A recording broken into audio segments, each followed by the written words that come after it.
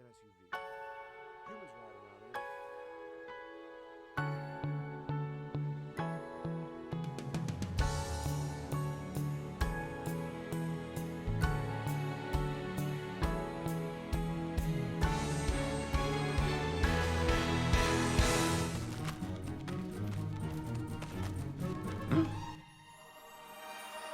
And you are...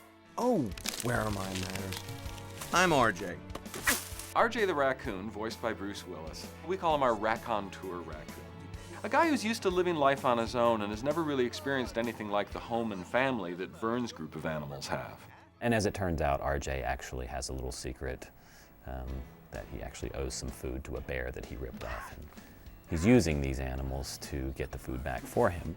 And it's Bruce doing what he doesn't get a chance to do a lot in most of his movie roles, but it's more of how Bruce got his start, being a charming wisecracker. I play a raccoon, this kind of a devil-may-care. He's the Cary Grant of the animal kingdom.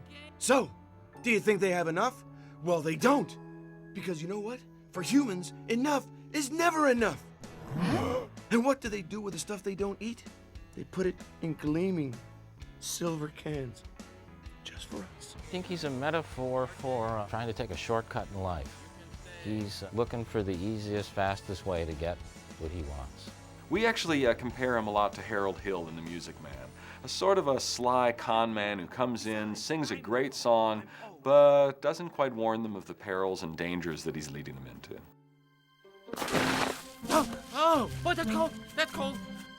Vern the Turtle's voiced by Gary Shandling. Vern the Turtle is a very cautious, neurotic, play it safe, by the book, and traditional turtle. And Gary does a marvelous job of capturing this guy's warmth and family affection and his fear of anything new and changing.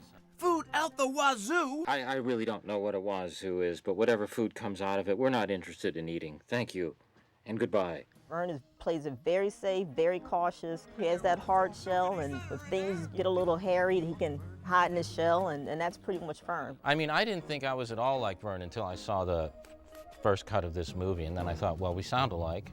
That's fascinating. Listening to Gary Shandling's voice in this thing, such a great voice. It's such an amazing voice. I just made up a voice that was basically what I sound like when I am doing voiceover work. What's fun with Gary is he's known, of course, as this sort of wry stand-up comedian. What we have in Vern, frankly, in the picture is almost a straight man. He taps into some pretty soulful moments for Vern, who really is the heart of this picture. When Vern's tail tingles, his instinct says, watch out for this guy, he's talking fast. Don't get sucked up into some fast-talking Hollywood world. Then I get confused, because I'm in a movie.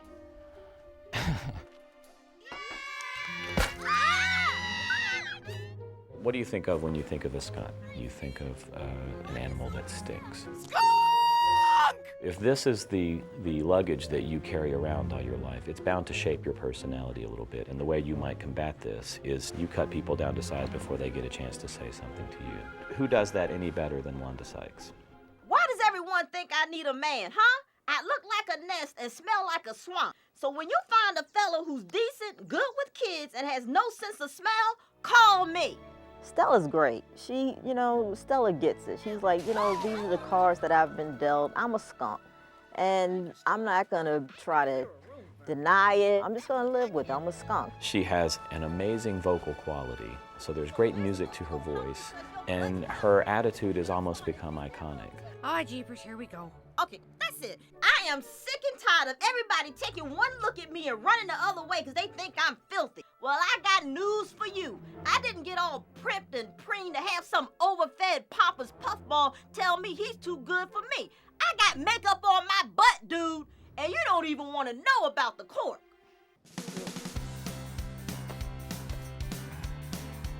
As both a fan of William Shatner and his director, it was a real honor to work with him. You will never have a more energetic, dedicated performer. The man's comic timing is consummate. You never have to explain the setup of a joke to Bill. He reads that script page, gets it, and will give you all sorts of flawless choices as a director for how Ozzy would approach any given problem.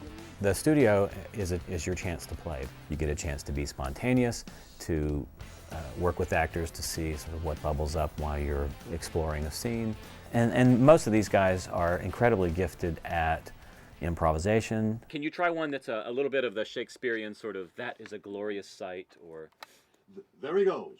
Bye-bye. Farewell. Adieu, mon Dieu. It's like a knob you can dial. I know. Bill, you're a joy to work with. Thank you. That was perfect. Possums, that's their defense. They play dead. So they've written a character, Shakespearean, Possum. He likes to die theatrically. I don't know why they chose me. I'm dying. I'm dying.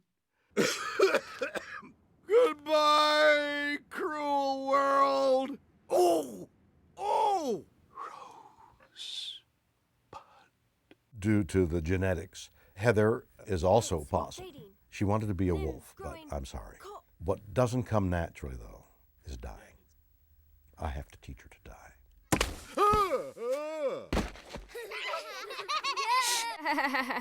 Dad, it was just snow. All teenagers are embarrassed of their parents, and I was like, oh, my father's so not cool. Isn't playing dead a little weak?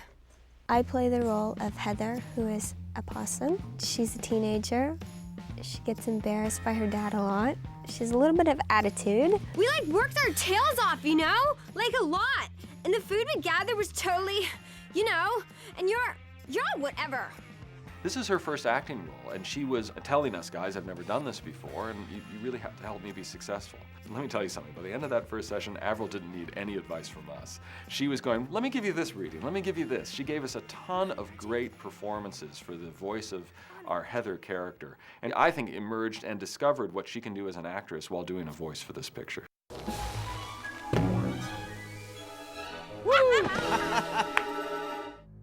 I portray Lou the porcupine, and my wife Penny. Thank you.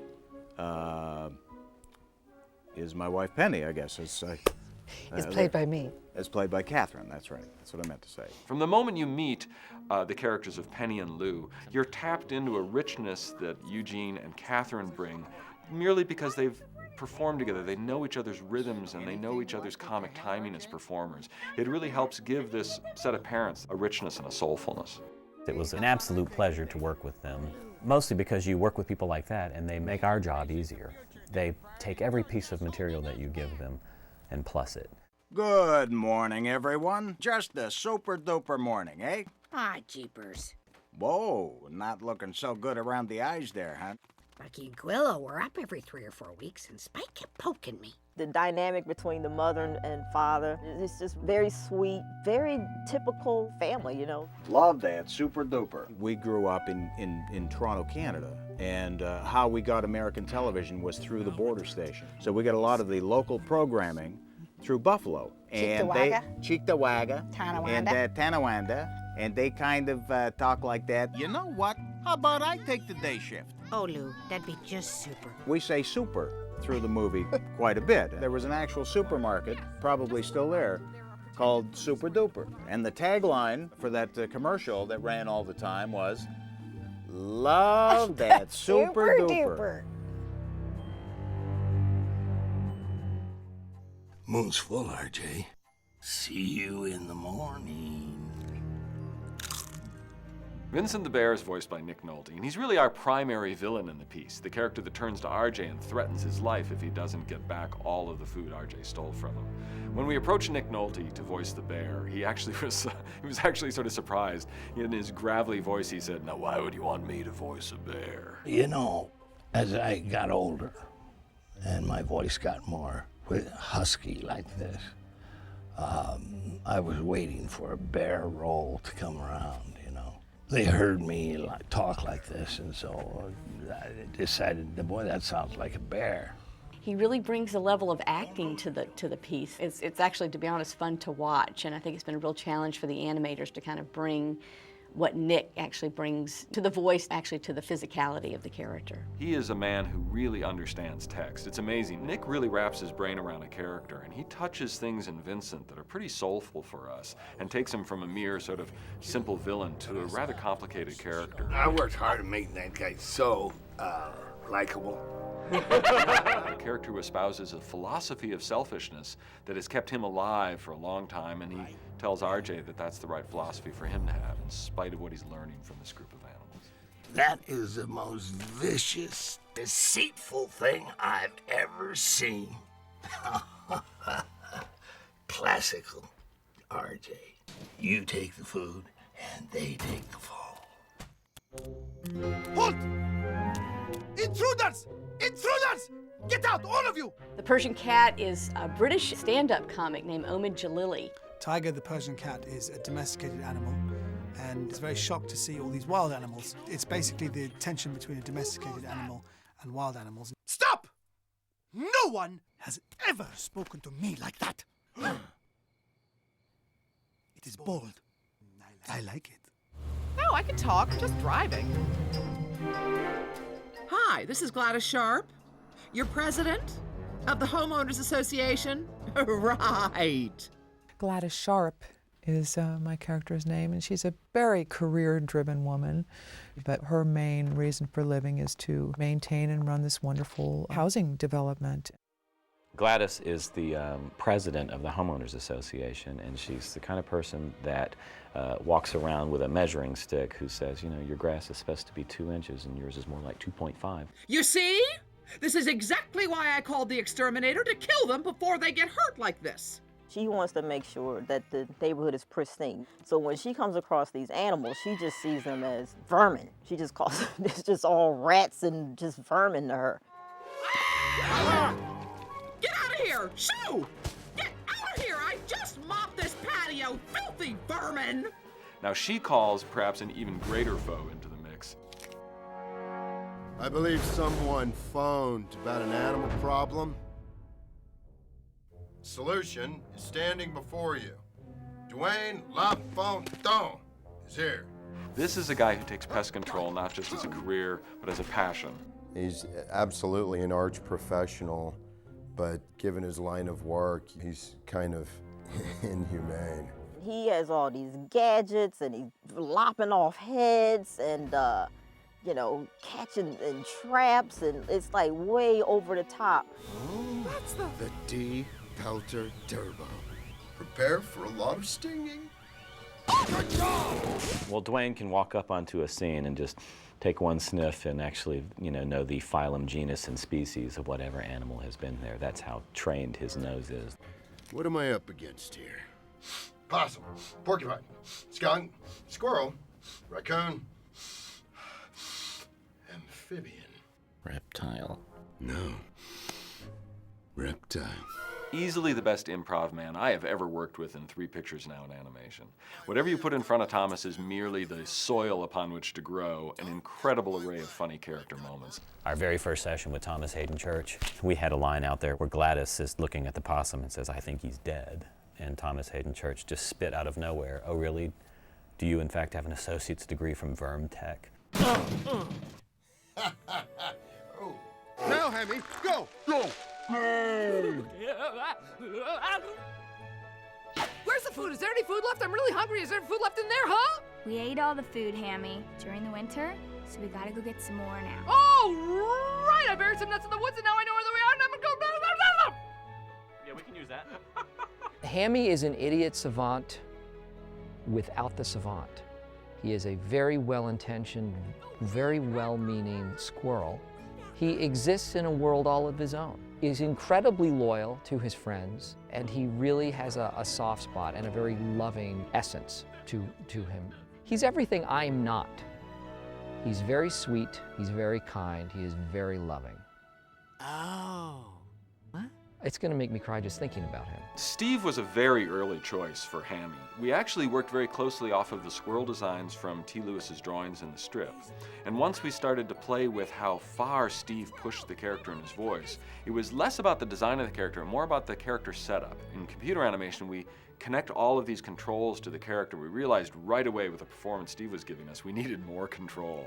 He had such incredible dynamism from broad to quiet that we needed the animation controls and capabilities of the face to reflect his voice performance. Our sessions with him are too short, actually, because he's so efficient and good.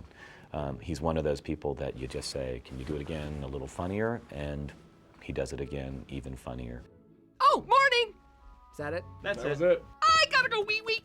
He has an extremely short attention span. Scatterbrained, 1 minute. You know what? Actually, it's a good question. Who is Steve? So hard for him to focus. I like food. And this group, they're being very patient with Hammy. Hammy sort of steals the movie. He is a hyperactive nut, a sort of toddler on steroids. This character is adorable in that he's constantly moving. It never ends. Whoa! It never ends that way, too. We ended up with a really, really good voice cast and a great group of not just comedians, but I think really talented actors. Welcome to the family. Hey! Okay, come here.